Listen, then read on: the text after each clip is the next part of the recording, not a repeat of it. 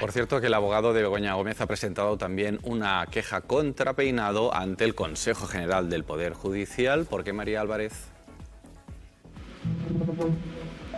Sí, lo que dice en esa queja formal ante el Consejo General del Poder Judicial es que se vulneran sus derechos a la defensa, y lo explica la defensa de Begoña Gómez de la siguiente manera. Dice que se enteraron de la apertura de juicio oral y de las medidas cautelares, es decir, de ese auto que unificaba todo y que conocíamos el sábado más o menos al mediodía, que se enteraron por nosotros, por la prensa, y no por los cauces oficiales. Hablan en esa queja que han presentado ante el Consejo de una grave irregularidad y de un funcionamiento anormal. Por eso piden a los miembros del Consejo que tomen medidas contra Peinado. El caso es que nosotros hemos preguntado al Tribunal Superior de Justicia de Madrid y nos desmienten que fuera así, que se enterasen por la prensa. Dicen que estaba subido al sistema donde habitualmente se suben los autos, al Lexnet, 20 minutos antes de que saliese en los medios de comunicación, pero la queja está ahí presentada. Bueno, pues ahí está la queja. A ver cómo va esto de las notificaciones. Bueno, esto se notifica por Lexnet, o sea, ahora todo se hace... ¿Qué es Lexnet? Lexnet es una plataforma que utilizan pues abogados, procuradores para, pues para presentar escritos, pero también para recibir notificaciones y demás. Hoy en día todo es digital y por tanto claro, facilita claro. los O sea, ya no trámites, vas al ¿no? juzgado con el escrito a que... No, ya te lo suben al Lexnet o lo subes tú si estás presentando un escrito y se notifica a través de Lexnet. Entonces, lo normal es que el procurador que esté trabajando con el abogado que tenga designado sea el que le notifique la resolución al abogado. ¿Qué pasa? Que era sábado.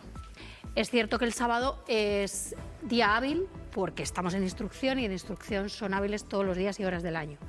Pero claro, tampoco sabemos si se les había prevenido o no se les había prevenido de que el sábado iba a salir esa resolución, porque bueno, la resolución puede estar colgada en el Lexnet, pero si el juez Peinado redacta el auto, lo sube y se supone que hay un funcionario que tiene que salir una alerta de auto, y entonces mandarla a las partes. ¿Es así?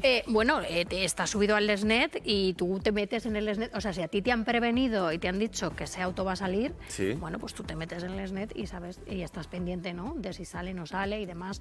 Pero claro, si nadie tenía la previsión, bueno, estas cosas se suelen, se suele preguntar al juez o se suele hablar con el secretario judicial cuándo esto puede salir, cuándo no.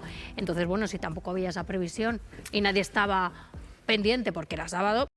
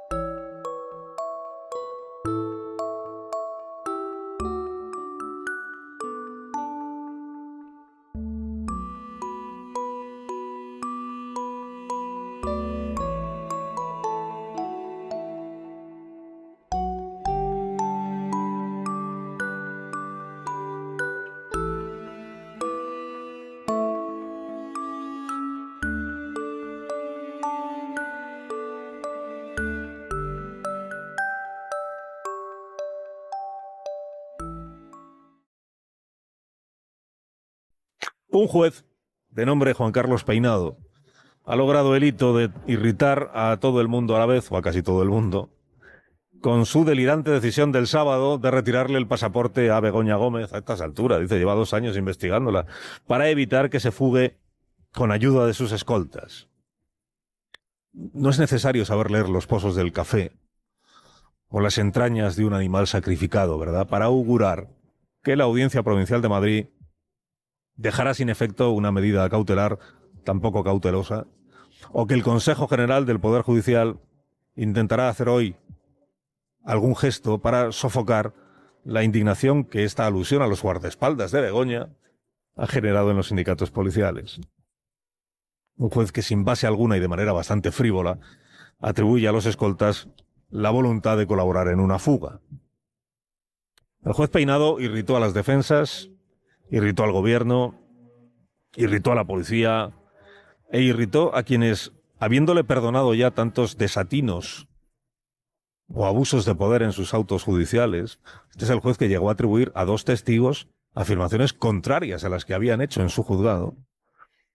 ha irritado a quienes quieren pensar que el fondo del fondo del fondo del fondo del asunto, en el fondo del asunto el juez en realidad sí ha logrado reunir indicios de actuaciones delictivas para procesar a Begoña Gómez. Incluso aquellos o algunos de aquellos que han dado aire al juez por errático y por pésimo redactor de actos que fuera, incluso algunos que apoyan, digamos, al juez Peinado, el sábado se irritaron también porque ven que su medida cautelar para Begoña Gómez abona el victimismo de Begoña Gómez y del gobierno. Y es munición de primera para seguir predicando, y lo va a hacer Sánchez, la persecución de la que se dice objeto su familia. Aquí ya subrayamos la semana pasada el día que el juez Calama no le puso medidas cautelares a Zapatero porque es tan conocido que es imposible que se fugue sin que nadie lo vea. Ya adelantamos aquí que si el juez Peinado aplicaba el mismo criterio, no podría ponerle medidas cautelares a Begoña Gómez. Y si aplicaba el criterio contrario, pues se produciría ahí una diferencia de criterios. Pues el contraste, eso es lo que ha llegado. Félix Bolaños, ministro de Presidencia, Justicia y Relaciones con las Cortes. Buenos días. ¿Qué tal? Buenos días. En media hora está prevista la reunión de la permanente del Poder Ejecutivo, del Poder Judicial, que tiene sobre la mesa la posibilidad de sancionar al juez Juan Carlos Peinado por la resolución que conocimos el sábado, en la que apunta que los agentes que forman parte de la escolta de la mujer del presidente del Gobierno podrían participar en ella de una escapada, de una fuga. ¿Usted cree que el Poder Judicial debería sancionar por esta resolución al juez Peinado? Yo creo que el Poder Judicial, el Consejo General del Poder Judicial, tiene dos misiones fundamentales. La primera es velar por el correcto funcionamiento de la justicia. La segunda es garantizar el buen nombre, la imagen, la reputación de la justicia. Dicho esto, es verdad que esta causa de este señor que usted me menciona, pues hay distintas denuncias, distintas quejas en el seno del Consejo General del Poder Judicial que ha de resolver.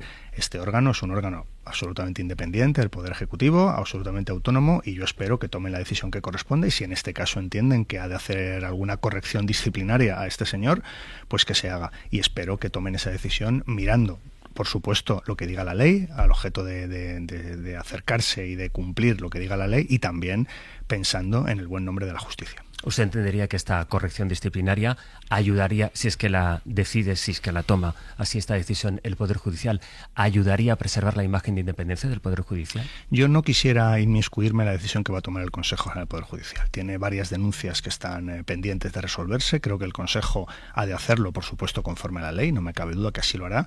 Pero también muestro mi preocupación por el buen nombre de la justicia. El problema que está sucediendo con esta causa es que está afectando a la imagen de la justicia. Y esto es algo que no solo, digamos, es la opinión de una parte muy generalizada de la sociedad, sino también incluso de la opinión publicada.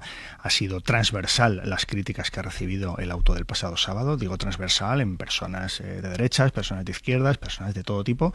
Y por tanto yo creo que aquí lo que se está cuestionando, lo que se está poniendo, digamos, en duda es la buena imagen y la reputación del Poder Judicial. Y esto es una función, quizá la más importante que tiene el Consejo General del Poder Judicial, preservar esa buena imagen. ¿Usted cree que esta ha sido una causa política? Vayamos al origen de la causa. Esta causa es fruto de una querella que presenta una organización ultraderechista con recortes de prensa contra la mujer del presidente del Gobierno, simplemente por ser la mujer del presidente del Gobierno.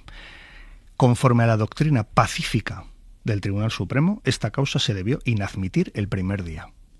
Y no se hizo. Muy al contrario, el primer día, ¿sabe lo que sucedió? Que se imputó a la mujer del presidente del Gobierno, con recortes de prensa, vulnerando así la doctrina pacífica del Tribunal Supremo. Por tanto, este es el origen de la causa, no podemos olvidar esto. Pero es que vayámonos a lo que sucede, dejemos esta causa por un lado, por un momento a un lado, y vayamos a la realidad de lo que sucede en nuestro país. Igual los oyentes no saben que cada día, cada semana, organizaciones ultraderechistas nos interponen decenas de querellas a personas simplemente por ser progresistas o por ser familiares de progresistas. Decenas de querellas. La inmensa mayoría de esas querellas se inadmiten porque no tienen ningún sentido y no hay nada de nada. Pero de vez en cuando alguna, pues en algún procedimiento, en algún juzgado, pues se empieza a tramitar. Esta presión que hacen las organizaciones ultraderechistas, que por supuesto utiliza a Vox, que por supuesto utiliza al Partido Popular en su labor de oposición, es algo que está haciendo mucho daño a la democracia y a las instituciones, porque se intenta acabar con nosotros a base de querellas falsas por parte de ultraderechistas. Por tanto, claro que hay una persecución política de organizaciones ultraderechistas contra gente progresista y, en concreto, en este caso, por ser la mujer del presidente del gobierno. Pero en este caso, entonces, necesita, según su teoría, que haya jueces que acepten estas querellas. Claro, pero es que esto sucedió en esta causa. Aquí lo que sucedió el primer día fue que se admitió, no solo se admitió la querella, sino que se imputó a la mujer del presidente del gobierno. El primer día.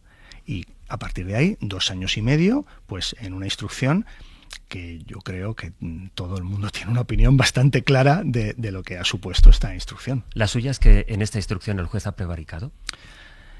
A mí no me corresponde decir eso, a mí no me corresponde tomar esa decisión, a mí no me corresponde hacer esa calificación, eso le corresponderá a la justicia en su caso. Lo que sí le digo es que ha sido una causa absolutamente anómala. Absolutamente anómala. Lo miremos por donde lo miremos y por ir a datos objetivos para que nadie los pueda discutir. En esta instrucción ha habido, creo que son 15 resoluciones revocatorias de la Audiencia Provincial. 15. Ha habido, creo que media docena de denuncias y quejas ante el Consejo General del Poder Judicial. El propio juez ha interpuesto como una docena de demandas contra periodistas, contra políticos, para que no den su opinión libre sobre lo que ha sido esta causa. Por tanto, que estamos ante una causa absolutamente anómala, yo creo que es indiscutible. Es absolutamente indiscutible. ¿Anómala significa que el juez, a su juicio, ha hecho política a través de esta causa? Yo creo que el señor Peinado ha dictado resoluciones incomprensibles a ojos de la ciudadanía y alejadas del derecho. Le preguntaba si el juez estaba a su juicio prevaricando, porque el otro día hubo un gran revuelo cuando el ministro Óscar López dijo que había jueces que prevaricaban. Usted es el ministro de Justicia. ¿En este país hay jueces que prevarican? Mire, insisto, a mí no me gusta utilizar esa terminología. Hay términos que también se utilizan con mucha frecuencia que yo no he utilizado ni voy a utilizar nunca, porque una mala praxis no afecta al conjunto del sistema judicial español. Lo que tiene que haber cuando hay una resolución que es injusta, cuando hay una resolución que es contraria a derecho, el sistema de garantías, el sistema de recursos de nuestro país, lo que tiene que hacer es corregirla. Y ese es el Estado de Derecho.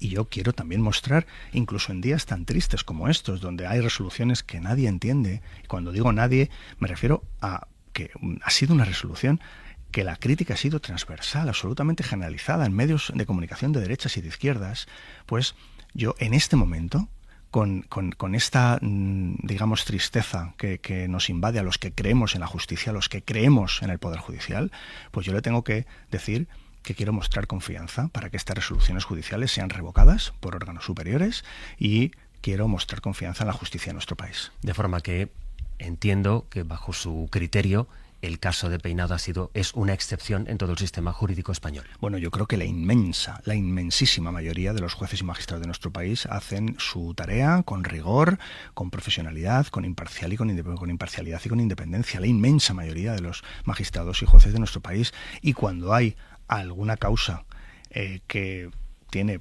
resoluciones absolutamente alejadas del derecho, pues es el propio sistema de recursos, el propio Poder Judicial, el que ha de revocar esas causas y el que ha de revocar esas resoluciones. Eso es el Estado de Derecho, eso es nuestro sistema democrático, en el que obviamente tenemos que creer, porque la gente progresista tenemos que apoyar más que nadie a las instituciones de nuestro país, porque hay mucha gente que no tiene nada y lo único que tiene son sus instituciones, para que le defienda frente a los poderosos, para que defienda sus derechos, porque aquí en esta causa, mira, más allá del debate político que se suscita, más allá de la preocupación que le suscita a mucha gente en la sociedad y también aparte de la carrera judicial, más allá de las anécdotas en las que muchas veces nos quedamos, que si una tarima, que si Fernando VII, aquí el problema es que hay una mujer que no ha hecho nada de nada y que las organizaciones ultraderechistas que actúan como acusaciones populares le están pidiendo 28 años de prisión. ¿Cabe más maldad? Me ha dicho antes que hay asociaciones de ultraderecha que presentan muchas querellas contra ustedes solo por el hecho de ser progresistas y que algunas de estas querellas pasan el filtro de algunos juzgados. Todas las causas que están abiertas en este momento que afectan al Partido Socialista, al entorno del presidente del Gobierno o al Partido Socialista, son bajo su punto de vista, causas políticas o con fines políticos? Mire, insisto que ese tipo de terminología a mí no me gusta utilizarla. Yo creo que para ser justos, para dar una opinión que sea ajustada a la realidad, para que los oyentes se sientan convencidos de lo que estamos diciendo, tenemos que ser también transparentes y justos. Hay que ver causa por causa y ver procedimiento por procedimiento, evidentemente. En algunas causas, pues después de 2 años y medio de instrucción no hay nada de nada y seguimos intentando buscar algo para llevar a juicio a algunas personas, y en otras causas hay indicios que son sólidos. ¿Y sabe cuál es la diferencia? Mire, cuando nosotros consideramos que hay indicios sólidos, inmediatamente tomamos decisiones. Inmediatamente. En el caso del señor Ábalos y del señor Koldo García, antes de que hubiera una investigación judicial, antes de que hubiera ni siquiera un procedimiento judicial abierto, se adoptaron responsabilidades políticas y se le apartó de su escaño y se le apartó del partido. Es decir, que la responsabilidad política, en el caso del señor Ábalos y el señor Koldo García, ha ido por delante de la responsabilidad judicial de la sentencia que vamos a conocer bien pronto. En el caso Leire Díez, ¿ve indicios sólidos? Mire, yo no sé muy bien qué ha pasado ahí. Es decir, no sé si ha habido mucho, si ha habido poco, si no ha habido nada. Lo que sí sé es que no ha afectado a las instituciones del Estado. Y esto es fundamental. Esto es fundamental. ¿Qué ha habido y qué no ha habido en esa causa? Lo determinarán los tribunales. Y es la justicia que tendrá que determinar si ha habido comportamientos que son punibles. Lo que sí le garantizo es que no ha afectado ni ha condicionado nunca en nada a las instituciones del Estado. Y esto es bien importante. Por cierto, que lo ha reconocido en sede parlamentaria tanto el señor Feijóo como la portavoz parlamentaria Esther Muñoz. Los dos han dicho que efectivamente las instituciones del Estado no se vieron afectadas. Y esto es bien importante, ¿por qué? Porque ha habido gobiernos anteriores donde las instituciones del Estado sí se vieron afectadas. Si hubo policías corruptos cometiendo delitos para tapar delitos, si hubo instrucciones directas a la Fiscalía, si hubo intentos de manejar a jueces, eso ha pasado en España con gobiernos del Partido Popular. Y por tanto es fundamental que en esta causa que usted me menciona, de la señora Leire Díez, no prejuzgo nada. La justicia determinará si hay algo o no hay nada. Lo que sí le digo es que las instituciones del Estado no han tenido ninguna afectación, ninguna. Si se demuestra que fue el PSOE quien pagó a Leire Díez para que maniobrara, ¿eso afectaría al Partido Socialista? Bueno, vamos a dejar que la justicia haga su trabajo y vamos a ver qué conocimiento tuvo el PSOE de este tipo de circunstancias. ¿Y ve indicios sólidos en la causa abierta al expresidente Rodríguez Zapatero? Pues mira, el presidente Rodríguez Zapatero lo que ha pedido ha sido 2 cosas, tiempo y confianza. Y yo estoy dispuesto a conceder ese tiempo y esa confianza tanto al presidente Zapatero como también a la justicia. Es una causa que el propio juez en cada auto, el magistrado Calama de la Audiencia Nacional, en cada auto que dicta lo pone de manifiesto, que está en una fase muy embrionaria, que está en una fase muy inicial, que está recabando los primeros indicios y por tanto vamos a dar tiempo a esa causa, porque sin duda el presidente Zapatero se merece tiempo y se merece confianza.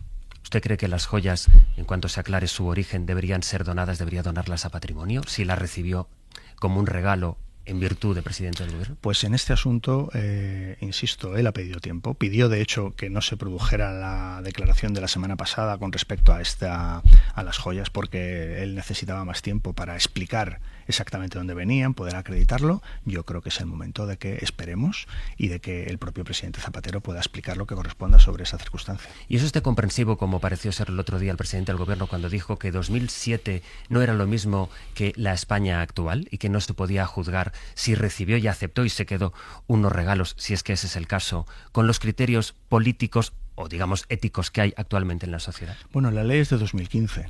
La ley que regula este tipo de cuestiones es del año 2015, por tanto no estaba en vigor en 2007. Esto es una realidad incontestable. A partir de ahí, yo creo que quien debe dar toda la explicación referida a esta circunstancia tiene que ser el presidente Zapatero. Ministro, usted ha hecho en esta entrevista un alegato en defensa de la confianza de los ciudadanos a la justicia, a nuestro sistema judicial, no solo por los recursos, no solo por las sentencias, sino también por los recursos. Desde el Gobierno se ha hablado de estrategias para hacer que caiga el Gobierno, para derribar al Gobierno. El ministro Óscar Puente habló de métodos no democráticos. ¿Existe una estrategia con métodos no democráticos, desde su punto de vista, para derribar al Gobierno? Y en todo caso, si existe, ¿cómo es compatible eso con pedir confianza a los ciudadanos en este sistema? Existe una estrategia de partidos políticos y de organizaciones de derecha y de ultraderecha para tumbar al Gobierno en cualquier circunstancia y con cualquier método. Pero no democrática. Bueno, a mí me parece que utilizar de manera sistemática querellas falsas, noticias falsas, para luego hacer oposición y a partir de ahí llevarlo al Parlamento, convertirlo en una gran noticia, que abra medios de comunicación y que abra portadas, a mí me parece que eso, digamos, que no es muy limpio. Y obviamente pues eso es algo que intenta hacer todos los días la ultraderecha y la derecha en nuestro país. Y yo quiero volver a repetirlo, cada día intentan querellarse contra nosotros. O sea, muchas veces se lo digo en el Parlamento a Vox, le digo, es que ustedes en el fondo lo que quieren es encarcelarnos, porque ustedes lo que no respetan es la pluralidad de nuestro país. Lo que no reconocen es que hay una inmensa comunidad política en España que es progresista, de gente progresista, gente de izquierdas, y esta gente de la derecha y la ultraderecha en muchas ocasiones lo que intentan hacer es acabar con nosotros por cualquier método. Y a mí me parece que esto hace daño a las instituciones y hace daño a la propia democracia. ¿Por qué no se habla en España de que nuestro país está creciendo 6 veces lo que crece la media europea en términos económicos? ¿Por qué no se habla en España que antes, hace unas décadas, o crecían Alemania y Francia o España, era imposible que tuviera crecimiento económico? Y hoy multiplicamos por 6 a las grandes potencias del continente. ¿Por qué no se habla que en España tenemos 22,3 millones de afiliados? La cifra nunca vista. Que tenemos la mayor partida de becas para las familias que tienen dificultades económicas puedan llevar a sus hijos y a sus hijas a la universidad, al instituto. ¿Por qué no se habla de que actualizamos las pensiones conforme al IPC y no el 0,25 de miseria que hacía el Partido Popular? ¿Por qué no se habla que hemos multiplicado por 8 el presupuesto de vivienda? Pues todas estas cosas no se hablan porque a la derecha y la ultraderecha no le interesa, porque la derecha y la ultraderecha en el gobierno perjudica a la gente, perjudica a las personas, perjudica a la ciudadanía. Y nosotros gobernando lo que hacemos es fomentar y beneficiar a la gente, a la ciudadanía común, a las personas que nos están escuchando y que necesitan de lo público para tener un estado del bienestar fuerte, una economía que crezca, un gobierno que reparta ese beneficio que obtiene vía impuestos de todo el crecimiento económico que tiene nuestro país. Como aquí no puede debatir la derecha y la ultraderecha porque ninguno de estos asuntos tiene un proyecto alternativo, pues por eso intentan atacarnos por otra vía. ¿Abrió la puerta el otro día el presidente del gobierno a un posible adelanto electoral? El presidente del gobierno el otro día dijo, en su rueda de prensa en Bruselas, que las elecciones serán en 2027. Y lleva diciendo varios años que las elecciones serán a término, es decir, cuando termine la legislatura. Que 2027 puede ser marzo. Sí, claro, por supuesto, pero... Eso sería un adelanto. Sí, pero él no dijo eso. Ya. Por eso le pregunto. Por eso, pero es que quien tiene la decisión y la competencia para disolver las cámaras y que haya elecciones generales en nuestro país, esto es solo el presidente del gobierno. El presidente del gobierno siempre dice que la legislatura va a llegar a término. El otro día dijo que iban a ser en 2027, seguramente en un juego de palabras precisamente para este tipo de preguntas. Yo creo que España necesita un año de reformas, de seguir reforzando el estado del bienestar, de que terminemos de resolver ese conflicto existente en Cataluña con la sentencia que pronto conoceremos del Tribunal Europeo sobre la ley de amnistía, su aplicación completa a todos los líderes del procés, que por supuesto también podamos implementar todos los fondos europeos que consiguió, ¿sabe quién? Un señor que se llama Pedro Sánchez, que se fue a Bruselas y consiguió 160.000 millones de euros de los que nos estamos beneficiando todos. Creo que este año de legislatura va a ser muy importante para consolidar estas reformas, consolidar este crecimiento económico, consolidar este reforzamiento del estado del bienestar, y por eso yo creo que terminar la legislatura es importante para nuestro país, con independencia que a algunos, claro, se les ha hecho larguísimo, pero 4 años y se les hizo largo desde el primer minuto. Pero, ministro, ¿cómo? Más allá del caso Begoña Gómez, por el que empezaba preguntándole, más allá del caso de David Sánchez, el hermano del presidente del gobierno, con los casos que usted mismo ha mencionado, el caso Ábalos, el caso Koldo, con el caso Leire, con el caso Zapatero, sin apoyos para sacar adelante algunas de las medidas más importantes, sin haber presentado ni una vez, a pesar del mandato constitucional, los presupuestos en el Congreso, con el compromiso de presentarlos ahora, pero sin mayorías aseguradas, con esa coincidencia de mociones que presentan en el Parlamento el PP y Junts, con los socios diciéndole, el PNV diciéndole, presente los presupuestos y si no, adelanta las elecciones. ¿De verdad es posible aguantar la legislatura con este panorama, ministro? Sí, mire, todo lo que usted me dice forma parte de un discurso para intentar convencernos yo lo que le acabo de decir no forma parte de ningún discurso. Sí, es la observación de la realidad parlamentaria que hay ahora mismo. Pero hay parlamentaria y gente, judicial. Pero hay mucha gente que utiliza este discurso para intentar convencer a los españoles de que lo mejor es un adelanto electoral. Y yo le digo, frente a ese discurso que no es más que describir lo que votaron los españoles. ¿Hay un parlamento muy fraccionado y muy complejo? Claro que sí. El que votaron los españoles. ¿Le gusta ese parlamento? Sí, no, da igual. Eso es España. Los 7 diputados de Junts, los 6 diputados de Bildu, los 5 del PNV. Es decir, todos esos diputados consiguieron apoyo ciudadano para estar sentados en el Congreso de los Diputados. Con esa dificultad y ese fraccionamiento que tiene el Congreso de los Diputados, hemos conseguido aprobar 64 leyes. 64. Bueno, no son pocas, más que cualquier parlamento autonómico, por cierto, con mayorías absolutas. ¿Sabe qué porcentaje de votaciones gana el gobierno en el Congreso de los Diputados? Esta es una cifra que no se conoce, pero que creo que es muy bueno recordarla. El 85% de las votaciones que lleva el gobierno al Congreso las gana. El 85%. Bueno, para ser un parlamento tan complejo, yo creo que tenemos una estabilidad bastante razonable. Y estamos llevando a cabo grandes reformas, por ejemplo, en la justicia. Hemos aprobado durante esta legislatura la Ley Orgánica de Eficiencia del Servicio Público de Justicia. Hemos cambiado los juzgados unipersonales viejos, vetustos, inflexibles, caros, por los nuevos tribunales de instancia, que es sin duda la justicia del futuro, y hemos cambiado una planta judicial que databa de 1834.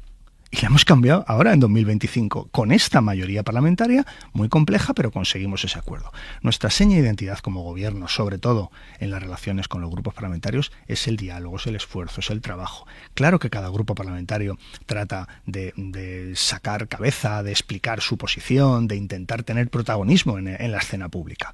Y el gobierno se dedica a trabajar día a día para que consigamos ganar el 85% de las votaciones como hemos ganado, que tengamos más de 60 leyes ya aprobadas en el BOE en esta legislatura.